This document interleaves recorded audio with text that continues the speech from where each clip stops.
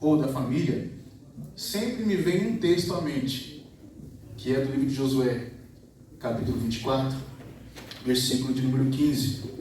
Se você quiser acompanhar, senão não tem problema.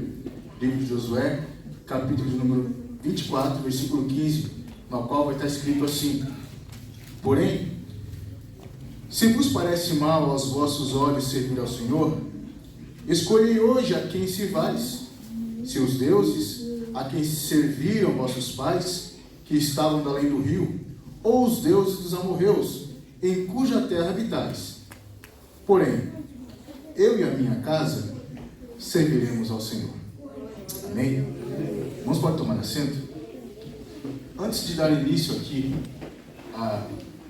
ao que iremos falar, irmãos, eu quero pedir a colaboração da igreja, para que a gente possa pensar e aprender juntos. E de início, eu quero perguntar para a igreja, os obreiros, e me respondam com toda sinceridade. Se não souber, não tem problema. Mas se você acertar na trave, não tem problema nenhum. Como Paulo morreu?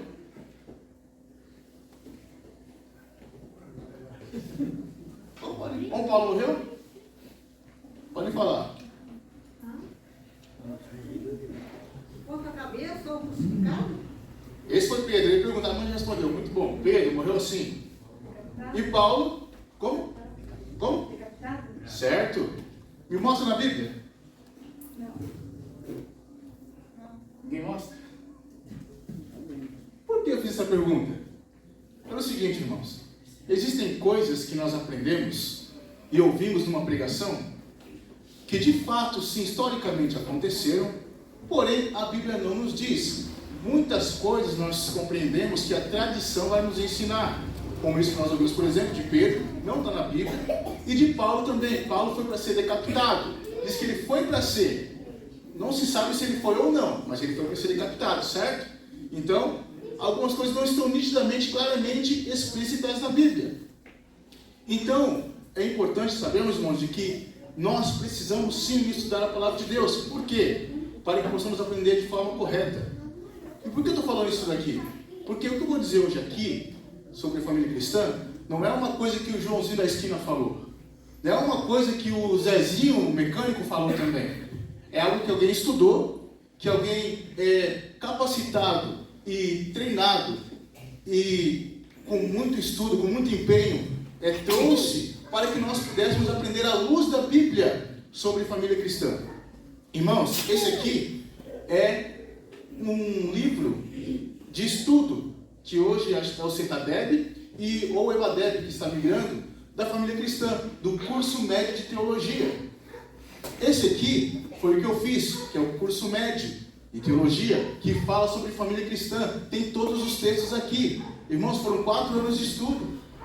E eu vejo pessoas que criticam sobre teologia sem saber o que significa e saber a importância que ela tem, principalmente nos dias de hoje que nós vivemos.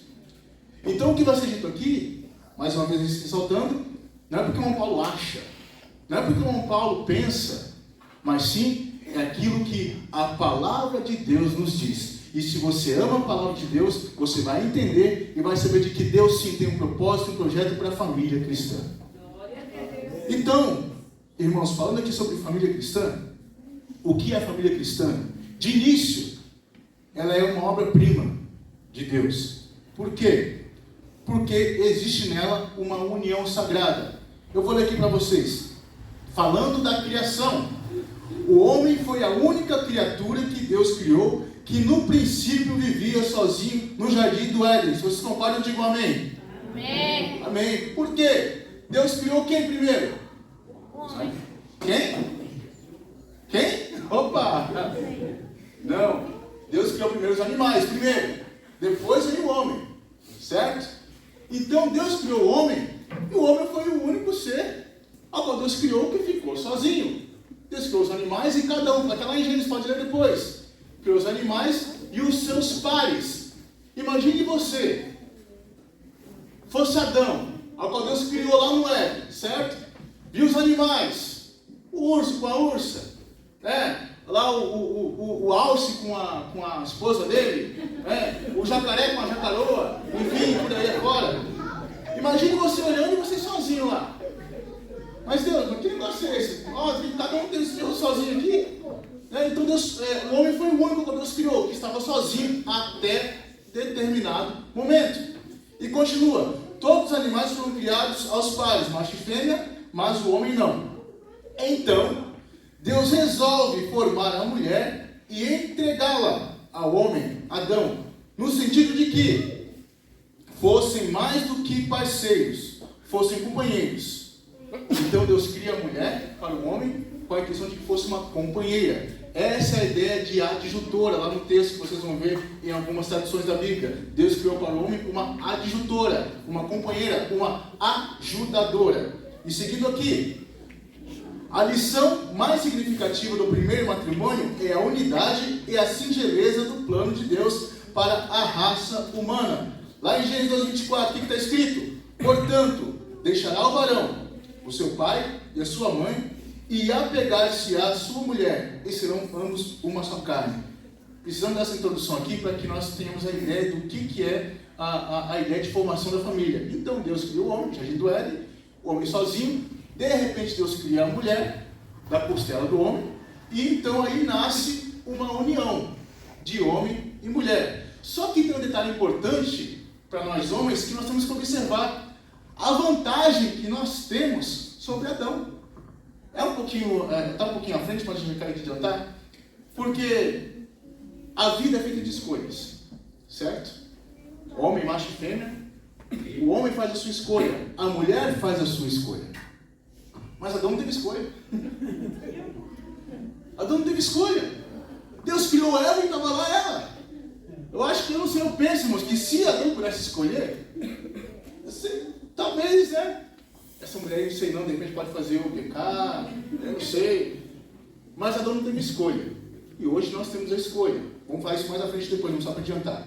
Então, nesse meio em que Deus cria o homem, cria a mulher, nasce então aí o matrimônio, o que é algo importante para a vida do crente. Irmão, principalmente os jovens aqui, o cristão, ele deve pensar em se casar.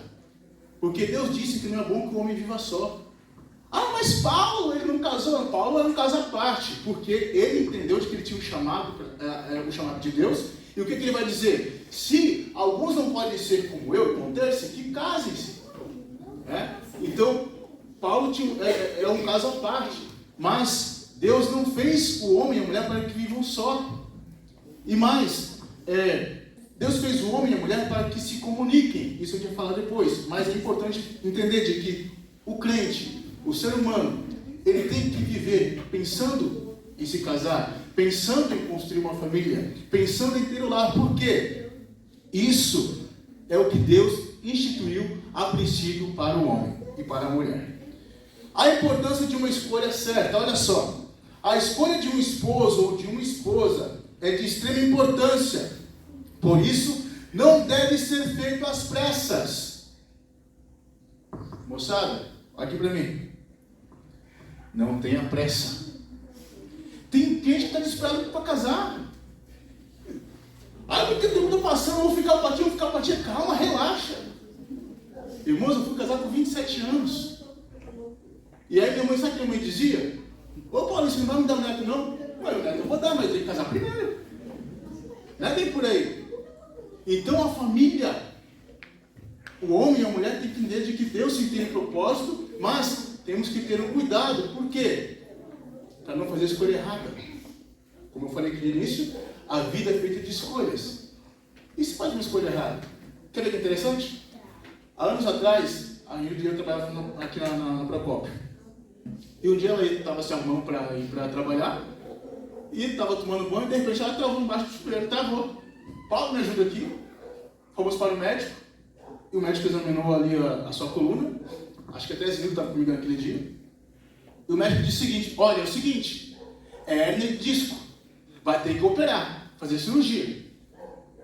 Na época ela tinha que pagar R$500 ainda para a cirurgia.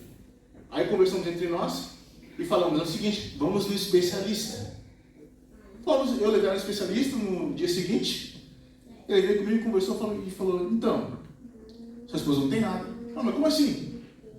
Aí ele explicou que na nossa coluna tem aqueles líquidos, né? E o líquido de repente ele mexeu e causou uma inflamação. Ele deu um antibiótico e ela sarou.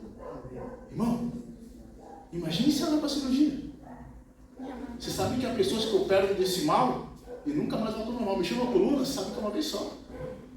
Então veja o cuidado de você tomar uma decisão errada. Agora pense no casamento. A escolha que você vai fazer.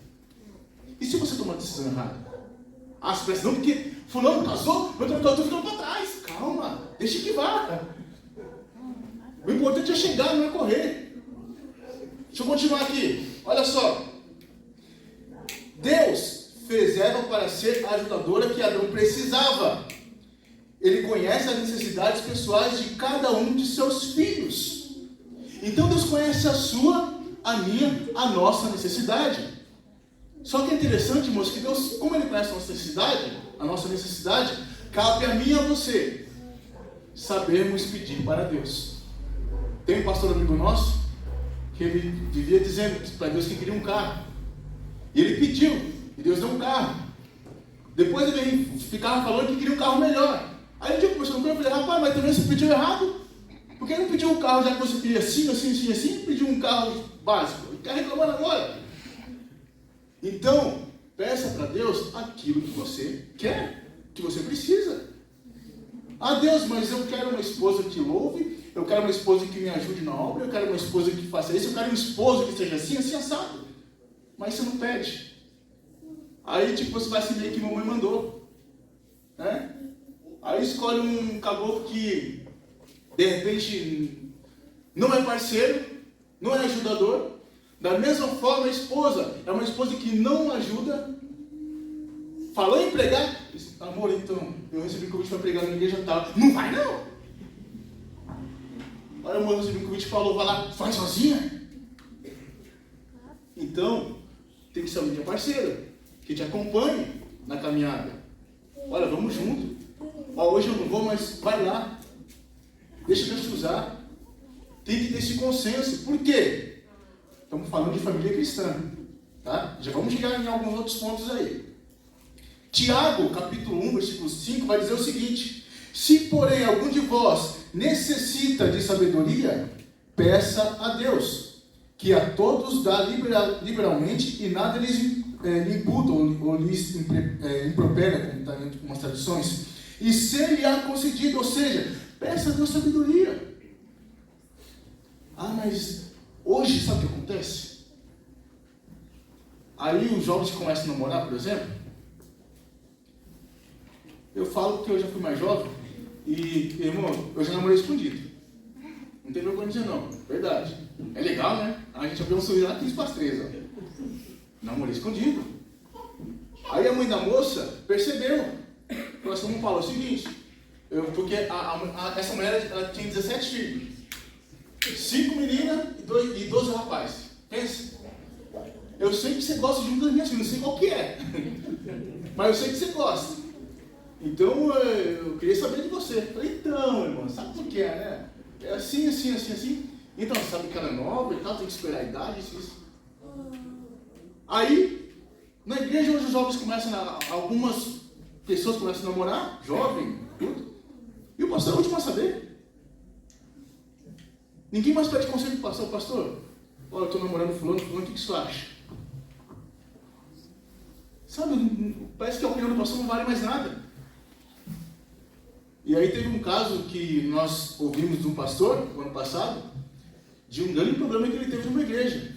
De uma moça começou a namorar um suposto rapaz, e o rapaz não era ele, era ela. Era ela que parecia ele, mas não era ele, era ela.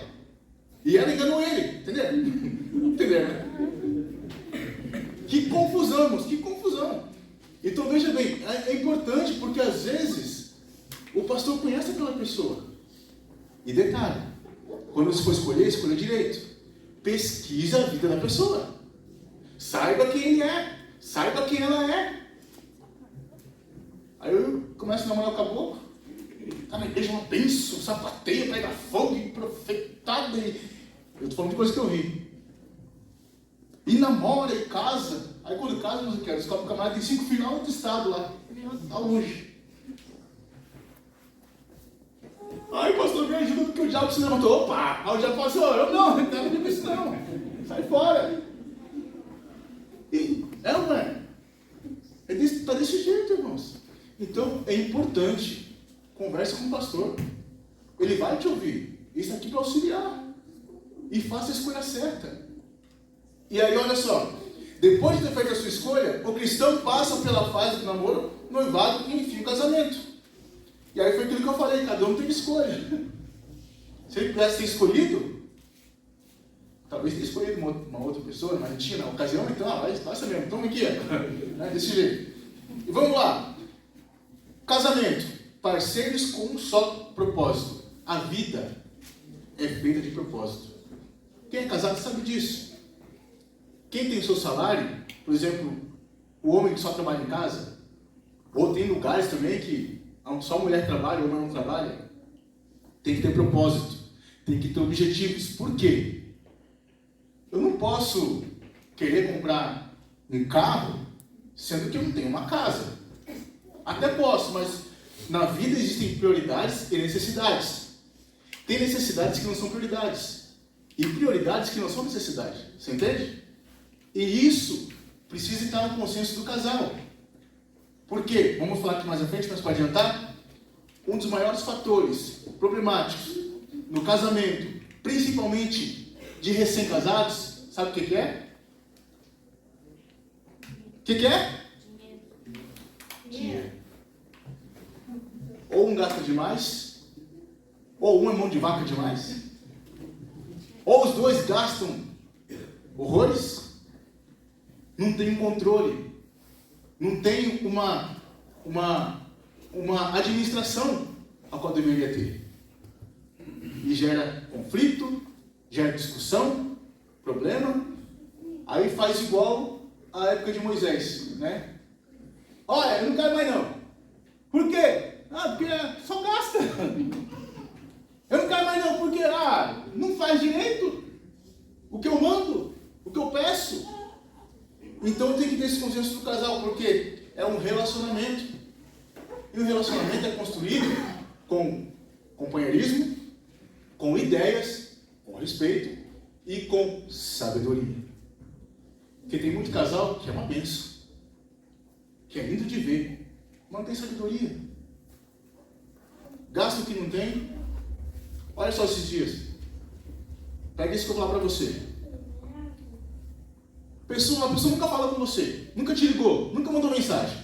E quando liga e quando manda mensagem, eu pedi dinheiro emprestado. Você conhece alguém assim? Não precisa falar. Conhece, né? Tá bom. Aí alguém que eu não conheço direito, fiz uma corrida um dia, mandou mensagem. Então, seu Paulo, eu estou aqui em tal lugar, você veio aqui me trazer e tal. E minha filha, olha só, olha o instrumento que está usando, para tentar comover a gente, né? E a minha filha está doente, e eu precisava comprar um remédio. É R$150, você não sabe de um agiota? Ou você não tem? Eu falei, rapaz, eu não conheço nenhum agiota, e eu também não tenho, porque eu estou gastando no meu carro, manutenção, isso, aquilo, e eu estava mesmo. Eu falei, eu não sei. Ele, não, vamos ver o que eu faço aqui. Mas ele vira a mente, poxa, aí o camarada trabalha num sítio, cuida de um sítio. O patrão mora do lado. Eu falei, patrão, pediu para mim. Então, cuida com isso, porque quando você é recém-casado, né, aí você quer impressionar todo mundo, ou mesmo que você seja recém-casado, quer impressionar com alguém que vem pedir um favor para você, muito cuidado. Porque tem pessoas usadas pelo inimigo para destruir matrimônio, nesse sentido. Aí você empresta um dinheiro que a esposa não concordou com você, aí depois que você não recebe, o que ela vai falar para você? O que é que ela vai falar? A frase épica. Eu não te falei. E a gente não gosta, a gente fica bravo. E sem razão. É ou não é? E o marido, a mesma coisa. A esposa, a mesma coisa. Não gaste aquilo que não é para gastar. O marido fala assim, não pega esse dinheiro aqui porque nós vamos fazer, tem que arrumar, sei lá, o chuveiro, tem que trocar os pneus do carro, que já está careca. Mas você vai gastar. Claro que nós não vamos falar assim, eu te falei, a gente não fala isso, né? Qual que é a nossa atitude? É sair de perto para não brigar. É ou não é? Então, Irmãos, são cuidados que temos que ter, porque já vamos aprimorar. Não dá nem tempo de falar metade do que eu tinha que falar. Estamos falando de família cristã. E família cristã tem que ser exemplo. A família cristã, ela tem que primeiro começar a conviver bem no seu lar. Começa lá, dentro de casa. Depois aonde? Na igreja. E depois, na sociedade. Uma igreja, uma família que não comunga dentro de casa, não comunga na igreja e na sociedade, tem algum problema. E olha só, Deus, sendo assim, entendemos que Deus estabeleceu o matrimônio com os seguintes propósitos. Qual que é o primeiro propósito que Deus estabeleceu o matrimônio? Promover companheirismo entre o homem e sua mulher. Tem homem e mulher que não é companheiro. É aquela velha ideia. Vamos para a igreja? Vamos! Aí o homem vai 50 e vai na frente e vai para trás, carregando os filhos. É juntinho, do ladinho, vão caminhando. Certo? Disciplinar o intuito sexual, restringindo o casamento. Favorecer a procriação da espécie humana. Formar um lar onde os filhos pudessem ser criados e educados para servir a Deus, a família e a pátria. Pais, agora aqui. Os filhos são a herança do Senhor, amém? Amém? Os filhos são a herança do Senhor. E essa herança, quem cuida? Somos nós. Porque a minha herança, cuido eu. Então, a herança para que nós venhamos cuidar. Só que um grande detalhe importante de que hoje a sociedade no geral está terceirizando o trabalho da família. Concordam comigo? Por quê? Porque eu trabalho dia e noite, a esposa também, eu pego o filho, jogo na creche, volto lá, pego o sol de tarde, levo para casa, e o filho vem, chega em casa, reclamando de algumas coisas. E sabendo que o filho não é flor que se cheire, né? Tinha uma irmã que trabalhava aqui com a gente na escola bíblica, alguns anos atrás, e ela dizia assim: irmão Paulo, acredite você ou não, de que eu trabalho em escola e os piores filhos de lidar são dos crentes. Por quê? Porque a gente tem terceirizado alguns serviços, irmãos. E o filho, que é a herança do Senhor, como vocês concordaram, e a Bíblia diz, sim, de fato é. Nós temos que cuidar e zelar, mas a escola, ele vai lá para aprender português, matemática, história, geografia, etc. O caráter do filho, quem muda é você, quem muda sou eu. Não adianta você sair ir na escola, querer brigar com o professor, xingar. Tem gente que xinga, né? Tem? Não, tá. E vai lá brigar com o professor, uma confusão. Por que você briga com o meu filho? E por que? Mas você me educa. Aí sabe o que eu fico mais triste? Algumas vezes? Claro que tem casos e casos, mas a grande maioria, vamos pro culto? Vamos. Aí vamos lá, sentamos igual o meu Fidelis está ali sentado, bonitinho, né? E a irmã também do ladinho, bonitinha, né? E a criança,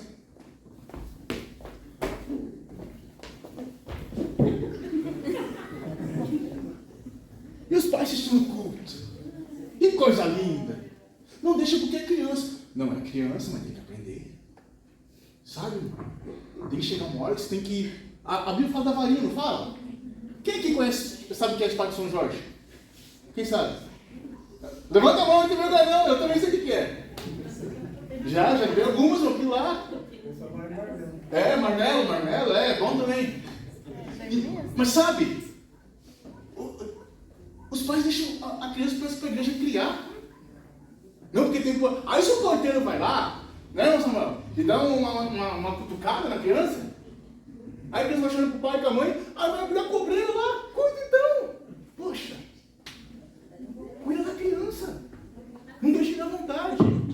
Existe, claro, o momento de estar na escolinha, estar aprendendo, mas tem que aprender a ter reverência. Eu já vi irmãos contarem de filhos que dormiam embaixo do banco. Deixa eu dormir lá, irmão. Não tem problema não. Mas é um caso sério, sabe por quê? Vira um mau costume. A criança acha que pode ir para casa, para a igreja, e pode andar, pode correr, subir no banco. e fazer o que quer. Claro, a gente tem casos e casos. Por exemplo, nós sabemos que tem mães como nós, temos filho autista. E o autista ele é muito inocente em algumas coisas. É um caso à parte. Mas em alguns casos, irmãos, olha, dá liberdade para o obreiro corrigir. Eu, em Sete Barras, quando eu era porteiro, eu já fui porteiro, igual o Samuel também. Eu tinha bigode também, Samuel. Eu tinha. Eu ficava na porta lá, rapaz. E as crianças, quando começavam a bagunçar, o Paulo chegava lá, eu não via um pio. Bagunça pra você ver. Bagunça. E se o pai achasse ruim de conversar comigo, a gente ia passar a linha. Não tinha problema nenhum. Então, meus irmãos, educação dos filhos. Alguém acha que na Gênesis, capítulo 2, versículo 18, e o Salmo 127, verso 3, é aquilo que vai falar sobre a herança. Davi vai dizer, né, de que os filhos são herança do Senhor. É uma herança tua, é uma herança minha, mas para que nós possamos cuidar, mas cuidar com zelo. Porque a família cristã, ela tem que ser um exemplo, um espelho para a sociedade. Gênesis capítulo 2, versículo 18, alguém achou? Achou, Samuel? Pode ler. Deus, não é bom que o homem esteja só. Enviei uma adjutora que seja como diante dele. Falando nisso do casamento, não é bom, aí que a gente já falou, não é bom como viva só. Falei uma adjutora. A ajudadora, o que é uma ajudadora?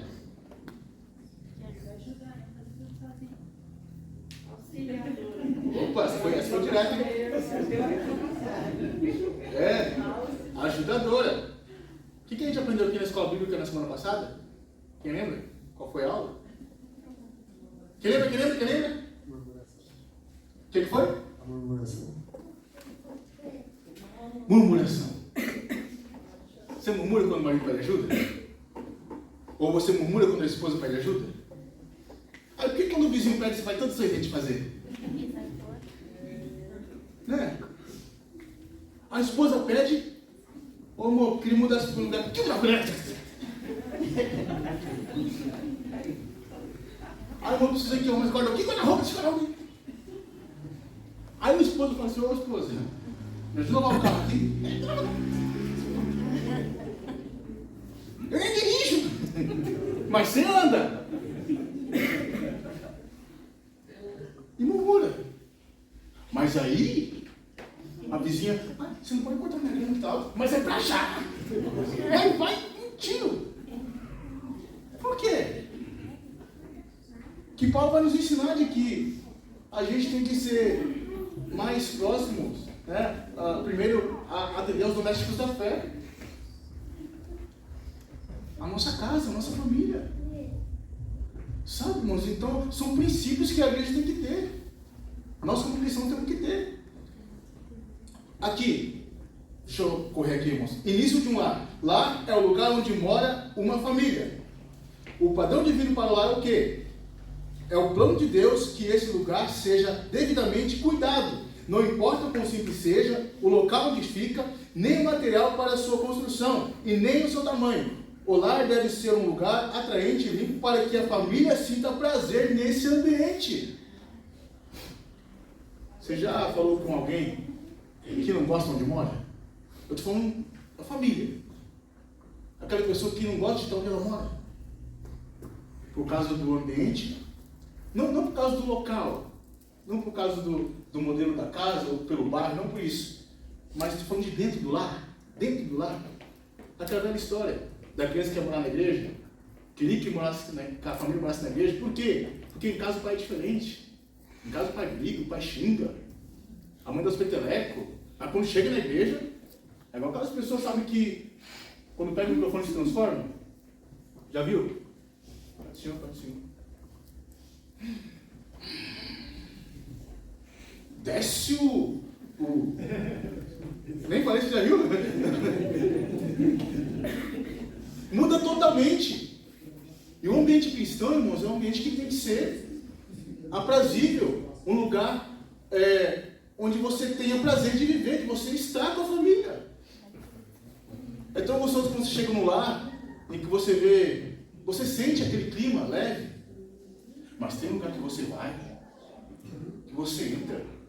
A hora que você pisa o pé lá, parece que aquele clima pesado, sabe? E aí, vamos para o congresso. As crianças correndo para lá e para cá. Tá? Aí daqui a pouco você ouve uma criança xingando. Onde será que ela aprendeu? Então, o lar tem que ser um lugar onde temos prazer de viver. Prazer de estar, um ambiente, local limpo. Limpo. Hoje eu estava lá em casa e tem lugares que a minha esposa não acessa, que ela não consegue por causa da altura. E aí, então, eu tenho que fazer, como limpar o forro, né? PVC, olha, irmão, sinceramente, nunca mais coloco forro PVC em casa. Meu Deus, uma coisinha para encardir. E aí a esposa não consegue, é muito alto, consigo limpar. Quem tem que limpar? Eu. Meio-dia para limpar o forro inteiro de casa. Não estou murmurando, tá? Estou só... Não é murmurando, não. Entenda? Então, mas um lugar limpo. Eu disse que uma vez que um dia eu cheguei numa casa quando eu entregava gás. Quando eu entrei lá, eu assinei para entregar o gás. Eu não sabia se eu entrei na cozinha, na sala, no banheiro. Eu não sabia onde que era que eu estava. Cuidado com a casa, irmão. E aí, não, e tem gente que tem a audácia, né? Você chega na casa lá, tá aquela... Né? Não repara na bagunça, eu já reparei, já foi.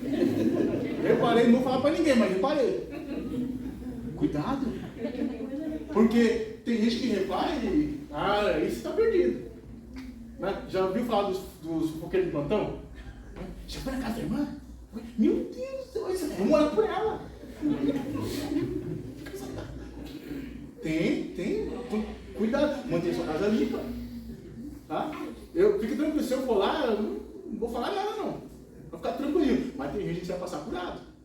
Certo? Vamos lá. O lar cristão é aquele onde o cristão habita. É um lar onde todos os membros da família seguem as determinações divinas. O marido, a esposa e os filhos devem reconhecer e praticar as responsabilidades concedidas por Deus para a posição de cada um no lar. Vamos lá. Agora vamos falar da família conjunto. Vai dar bem tempo. Pai, mãe, filho. Cada um tem sua obrigação. Deveres e obrigações. Irmãos, a lei, a nossa lei nacional, todas as leis, você tem deveres e obrigações. Certo? Deveres e obrigações. No lar não é diferente. Dever e obrigação. Aí tem lar que o pai trabalha, a mãe trabalha e o filho trabalha. E o filho paga a conta? Oxi. O Robson está aqui, ó. Nós, em Sete Barras, nós trabalhávamos num sítio do lado. E sempre que o dono estava perto de chegar, ele pediu para a gente roçar o pasto. Irmãos, sem mentira nenhuma. O lugar que a gente limpava lá, dava mais ou menos, acho que pegava do Cristo Rei, ali do Cristo Rei, do Cristo Rei até aqui na BR, todo esse quadro aqui, o Robson e eu, batendo foice. Era manchado, é verdade, velho. Falando pra você. Deixava tudo limpinho, chegava na escola, trabalhava. Aí o homem chegava, tudo limpinho. De quem receber? Quem recebia? Minha mãe. E nós? Estamos na casa, comendo, bebendo. Ué? E aí o filho não quer ajudar? E o pior, aí começa a namorar, o filho começa a namorar. Opa, não tem dinheiro pra pensar pra ele não, com a namorada dele. Oxi! Trabalha, não paga conta, não tem dinheiro, o que está acontecendo? Não tem uma coisa errada? Deveres e obrigações, você é meu filho, eu te amo, te ajudo a sustentar, mas tem que ajudar a pagar as contas? Ou tem que ficar de dinheiro na sua casa lá? Em casa não tem ainda. Esposa, até nós vimos aqui um dia que até quero pegar quem fala que o Robson fez, quando os dois têm salário, você paga isso, você paga aquilo, o que sobrar aquilo, o que sobrar meu, não. Vamos juntar as contas. Vamos pagar tudo. E o que sobrar é nosso. É legal, é um pensamento legal. Por quê? Todos têm deveres e obrigações, todos nós. E se Deus está nesse lar, é um lar que temos que aprender a conviver. Tem que ter harmonia. E harmonia, sabe o que é harmonia? Ó, Robson, toca um teclado aí, toca qualquer coisa aí. Toca aí. Qualquer coisa. Oh, glória a Deus. Maravilha. Dá licença, que chegou agora.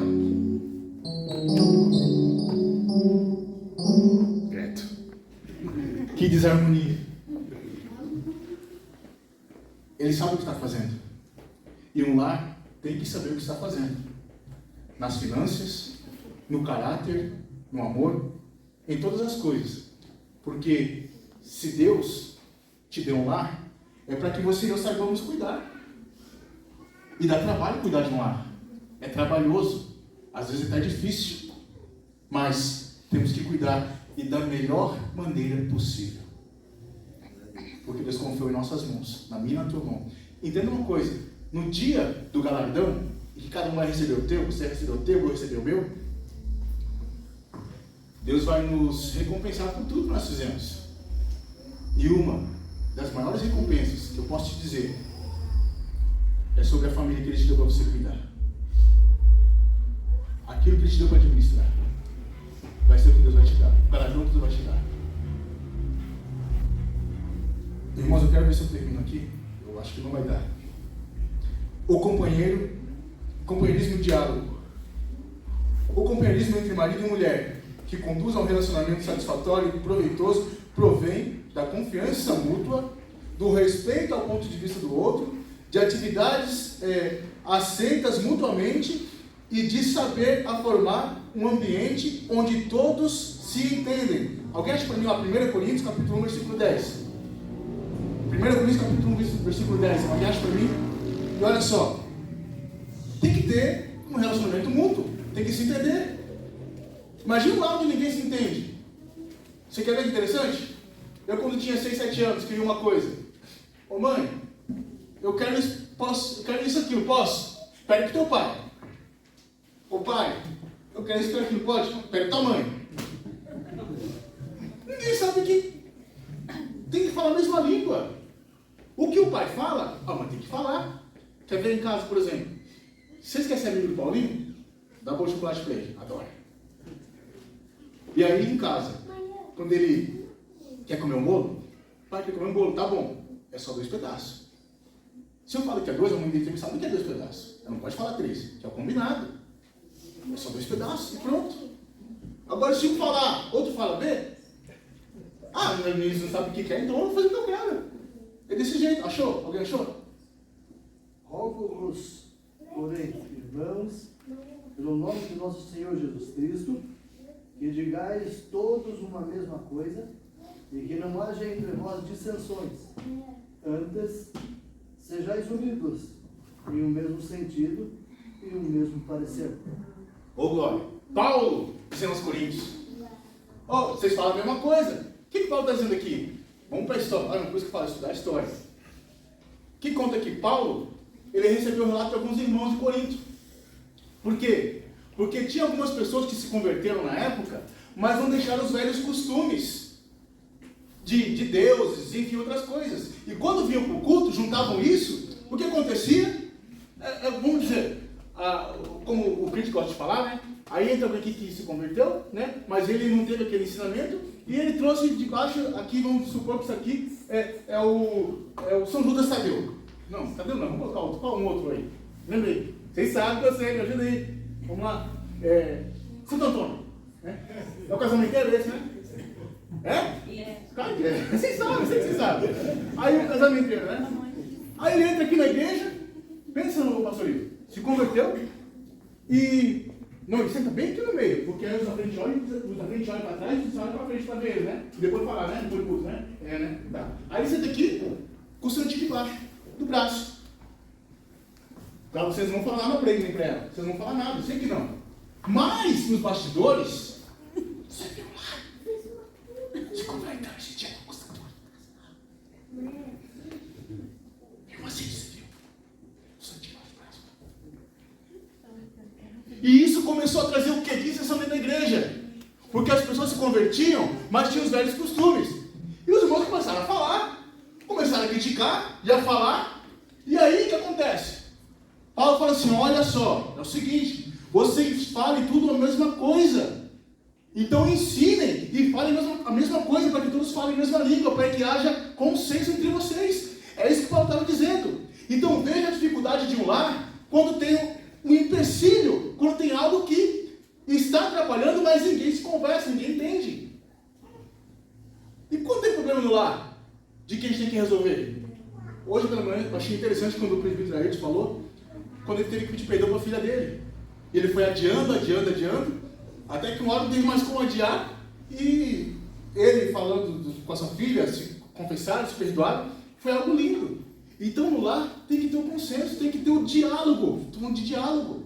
Tem casal que não conversa mais. Não conversa com o filho, não conversa com a esposa nem com a esposa. Mas quando namorava, do que você gosta? O que você gosta de fazer? Qual que você faz no final de semana? Mas tinha assunto para mais de metro. Depois de casa, chega em casa, vai dormir. E aí, irmão, como foi de trabalho hoje? Deu nem tempo.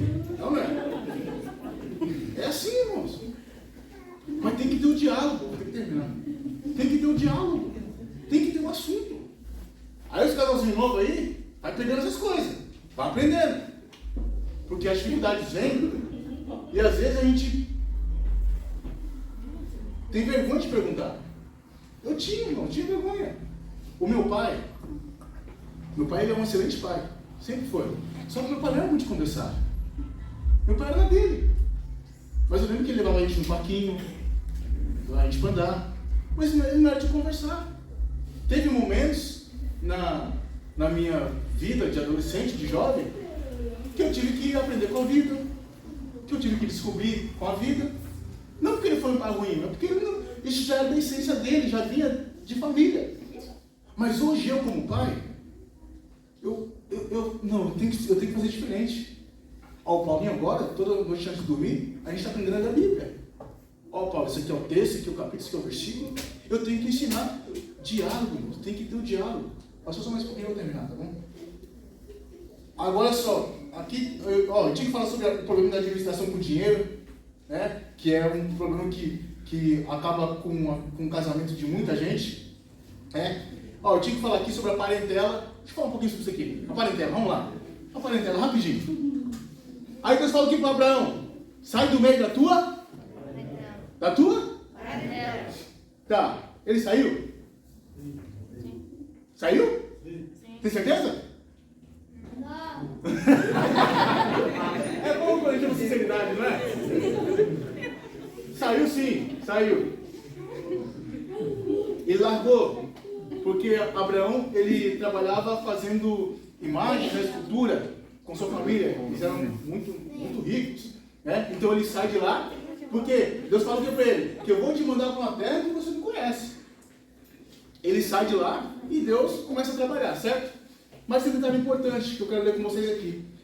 Evidentemente, um filho, ao se casar, não perde suas obrigações para com os pais. Porém, a partir do casamento, a obrigação primordial do marido é para com a esposa, e da esposa para com o marido. Meu amigo, meu irmão, se casou. Amém, glória a Deus. Mas ela tem pai, ela tem mãe. Ele tem pai, e ele tem mãe. Final de ano, vamos passar o novo ano na casa da minha mãe. Não, na minha, não, para lá, vamos resolver esse negócio. Então você passa o final de ano, nós passamos o final de ano na casa da sua mãe, e o Natal na casa da minha. Divide, não precisa brigar. Porque a família, de um e de outro, vai para irmão, não adianta, é o pacote. Tem gente que até o cachorro vem no pacote. Mas não tem jeito, vem junto. É o esposo, a esposa, mas a família existe. Os cunhados existem. Ainda bem que eu tenho cunhado, graças a Deus. Então a família está tudo junto. Então são coisas que vão existir. Só que tem um detalhe importante aqui que eu vou ler para vocês agora, tá? A compreensão dos pais. É perfeitamente compreensível que os pais aconselhem seus filhos, se por esses forem procurados. No entanto, não é correto interferir de modo algum na vida do casal. Aí os filhos casam. E a mãe está todo dia: mãe, por que o fulano fez isso, o fulano fez aquilo? E a mãe vai lá tomar dor. Mãe, deixa ele aprender. Deixa ela aprender. Não fica metendo bedelho. Aí sabe aquela história de... Porque a avó, né? A mãe, ela é mãe e avó. Aí o neto, quando vai na casa da avó, o que acontece? Faz desgosto. Já viu o Paulinho? a gente fala assim, ó, Paulo, você vai ficar na casa da Vó Maria hoje, tá? Ah, tá bom, eu vou fazer o que eu quiser. É a fala dele, irmãos, é verdade, é a fala dele, ele fala isso. Porque sente liberdade. Porque a avó é mãe, a avó. E quem? Me fala, quem aqui é a avó que não dá liberdade pro neto? Hã? Ai, toma. Não é? Claro que faz, irmãos. A gente faz. Mas sempre tá importante os pais não ficarem se intrometendo na vida dos filhos. E ficar opinando. Aí é aquela velha história de sogra, né?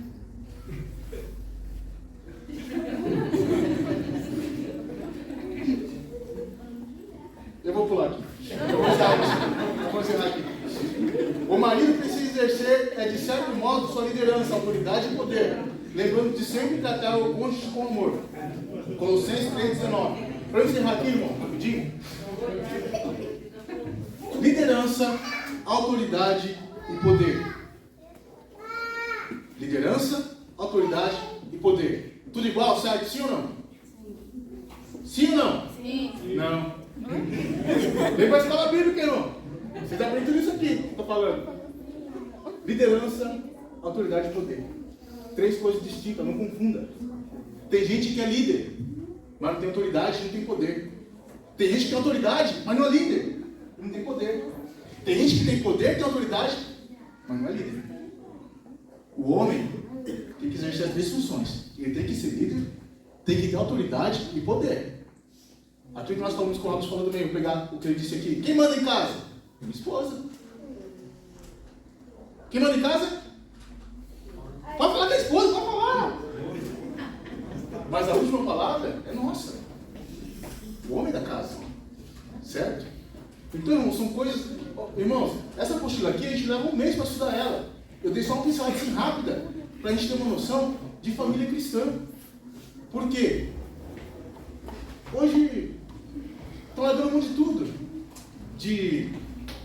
Não precisa mais ensinar, não precisa aprender. Tá bom, glória a Deus, aleluia, cantando que louvor, vamos para casa, tudo certo. Não. Eu fico com aquela palavra de Mateus, eu não vou lembrar agora onde é o capítulo e o versículo, mas ouvindo alguém a palavra do reino e não entendendo, vem o maligno.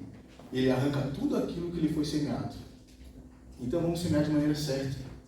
A família cristã é projeto de Deus. E a última coisa que eu ia ler é sobre os ataques, os últimos ataques à família cristã dos últimos dias.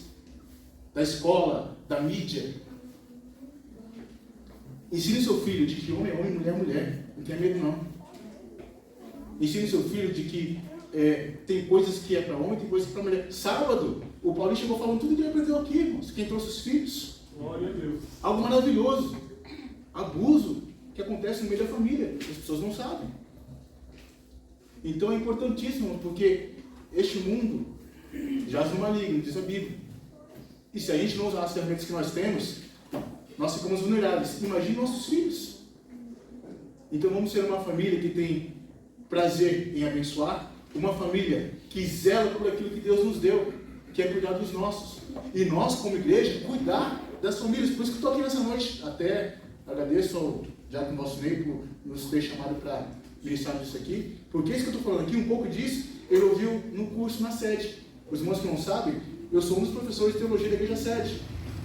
Então a gente está lá aprendendo com os irmãos e não estamos lá em vão. A gente estudou para isso. Foram 4 anos de estudo, aprendendo, se aprofundando. Para quê? Para pegar a palavra de Deus e aprender a fazer de maneira correta. Então, aproveite o momento que você tem de aprendizado, de buscar a presença de Deus e levar a sua família junto. Escola bíblica, vamos? Ah, não vai você, filho, eu não vou, eu estou cansado hoje. Família cristã. Tenha autoridade. Seja um líder. E exerça o poder sobre isso que Deus te confiou. Porque um dia você vai ser cobrado. E eu também. Então vamos fazer com que Deus venha se alegrar daquilo que Ele colocou em nossas mãos. Vamos colocar de pé. Me perdoe, irmãos, mas é muita coisa que tinha que falar, não deu tempo. Sugiro que um dia a gente faça de repente uma quarta-feira, 4 dias de estudo sobre isso aqui. Não tem muita coisa para falar. Não falando metade do que tem para falar. Tá? É um estudo, família. E você que pode e quer, se matricule. Temos aqui no Jardim daqui, o Cidadélio, que é o nível médio, são 2 anos. E temos também na igreja sede o ETAD, que são 4 anos, irmãos. 4 anos de muito conhecimento e profundidade da palavra de Deus. Para você sair do raso e para o mais profundo. E Deus vai ser glorificado. Que Deus te abençoe grandemente. Cuide da sua família. Nesses últimos anos nos últimos momentos que a gente vive, irmãos, vamos manter a posição. Que posição? De família cristã. De não concordar com as coisas do mundo. De não aceitar, nos fazer engolir goela abaixo aquilo que não está na Bíblia. Pronto. Ah, não vai ter consequência? Que tenha. Paulo disse, combati o bom combate, acabei a carreira e guardei a fé. Talvez não tenha consequência, a gente vai vir sim, mas vamos permanecer fiéis. Amém? Que Deus te abençoe em nome do Senhor Jesus. Passo o pastor para estar orando e assim agradeço por essa oportunidade.